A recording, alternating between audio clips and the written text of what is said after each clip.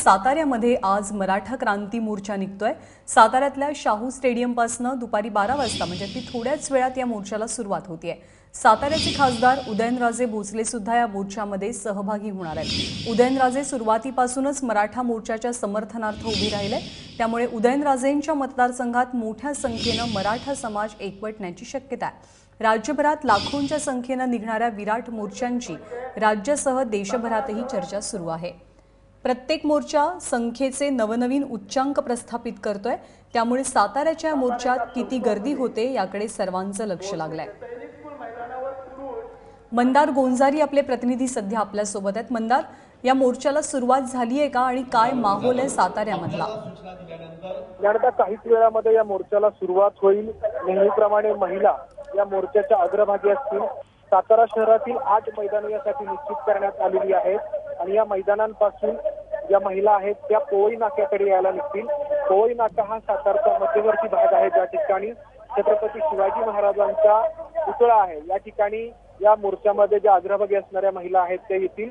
सातारा शहरामध्ये येणारे जे रस्ते आहेत, वेगवेगळ्या तालुक्यांमधून वेगवेगळ्या गावांमधून ते रस्ते जिथे सातारा शहरात प्रवेश करतात त्याच ठिकाणी लोकांना थांबवण्यात आलेलं आहे आणि तिथून त्या तालुक्यातल्या लोकांनी चालत पोवई नाक्याकडे यायचं आहे। अशा प्रकारचं नियोजन सातारा शहरासाठी करण्यात आलेलं आहे। साताऱ्याच्या पोवई नाक्याला एकूण 7 रस्ते मिळतात, त्यामुळे या ठिकाणी देखील इतर वेगवेगळ्या भागातून येणारे जे लोक आहेत त्यांना नियोजनपूर्वक या ठिकाणी सोडण्यात येत आहे। काही वेळामध्ये या मोर्चाला सुरुवात होईल। खासदार उदयनराजे भोसले हे या मोर्चामध्ये आधीपासूनच सहभागी झालेले आहेत। 11 साडे11 वाजता उदयनराजे भोसले सातारच्या रस्त्यांवरती आले आणि त्यानंतर एकच मोठी गर्दी उसळली।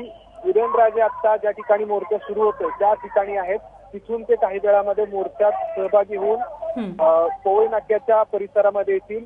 आतापर्यंत मराठा समाजाचे एकामागोमाग एक असे विक्रम करणारे मोर्चे आपण पाहिले। सातारचा मोर्चाही एक नवीन विक्रम करेल असा अंदाज व्यक्त केला जातो, कारण सातारला मोठी परंपरा आहे। छत्रपती शिवाजी महाराजांच्या वंशजांची गादी या सातारमध्ये आहे आणि त्यामुळे या मोर्चाला सातारा जिल्ह्याबरोबरच आजूबाजूचे जे जिल्हे आहेत, सांगली असेल, कोल्हापूर असेल, पुणे जिल्ह्याचा सातारला जोडणारा भाग असेल, सोलापूर जिल्ह्याचा भाग असेल, या भागातून देखील नागरिकांनी मोठ्या प्रमाणात गर्दी केली आहे। मंदार, ताजी माहिती वेळोवेळी जाणून घेत राहू। तुर्तास धन्यवाद या माहितीबद्दल।